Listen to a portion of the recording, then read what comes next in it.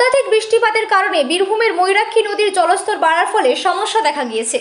জলের তলে ভেঙে বীরভূমের মোহাম্মদ বাজার থেকে বড়াম সহ 12টি গ্রাম যাওয়ার নদীর উপর অস্থায়ী রাস্তা। এই রাস্তা দিয়েই মোহাম্মদ বাজারের সাথে 12টি গ্রামের যোগাযোগ ব্যবস্থা ছিল।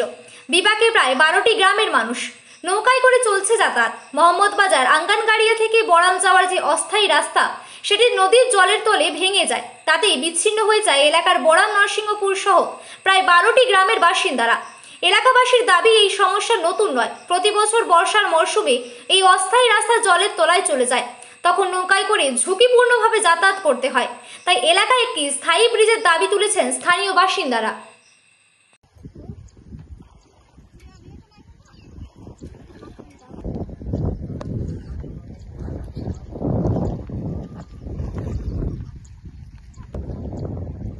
আপনি কোথা থেকে কোথায় যাচ্ছিলেন এবং দাঁড়িয়ে আছেন কেন? আমি একটা লোক মারা গেছে, তাই মাটি ধরে যাচ্ছি। শালুকা থেকে সল্পা গ্রামে লোক মারা গেছে।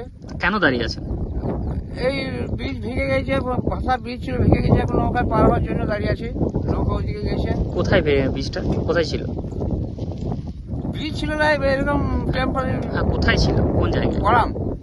এই রাস্তাটা কোথা থেকে কোথায় যায়? বড়ামে ময়ূরাক্ষী নদীর উপর ব্রিজ। আঙ্গারগুড়িয়া থেকে ইটেগুড়ি পর্যন্ত যোগাযোগ। আপনারা কি এই রাস্তা দিয়ে যাতায়াত করেন? এই রাস্তায় প্রায় যাতায়াত করে। ব্রিজ ভালো থাকলে আমরা এইদিকে শিউরি যাই। আমাদের আটকে আছে, আছে গোবিন্দপুর, সল্পা, হরিয়ারপুর। এই জল সুবিধা খুবই এখন কষ্ট করতে হয়। কতক্ষণ দাঁড়াতে হবে মনে হচ্ছে? এখন মোটামুটি 20-30 মিনিট পরে নৌকা আসবে? তার নৌকা ঘুরে আসছে না। আপনার নাম? আমার নাম শহীদুল্লাহ সিদ্দিক। আপনার বাড়ি? শালুকা। আপনি কোথায় যাচ্ছেন এবং কি সমস্যা হচ্ছে? আমি সেম্বুলে যাচ্ছি। কোথা থেকে? আজকে আঙ্গারগুড়িয়া থেকে।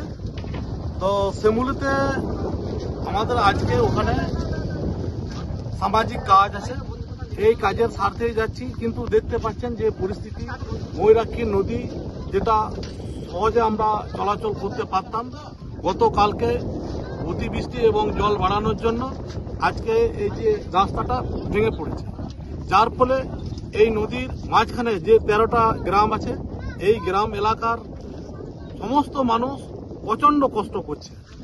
আমরা এটা বারবার আমরা প্রশাসনের কাছেও আমরা দৃষ্টি আকর্ষণের জন্য বলে এসেছি, কিন্তু দুঃখের বিষয় এই ধারে পাশে যে গ্রাম, বিশেষ করে ইটাগুড়িয়া, জুনুদপুর, ওইদিকে এদিকে আঙ্গারগুড়িয়া, এদিকে আপটু একদম সোঁতশাল, ভাড়কাটা, গোটা গ্রামের মানুষগুলো এই রাস্তায় খুবই সহজে যাতায়াত করতে পারত।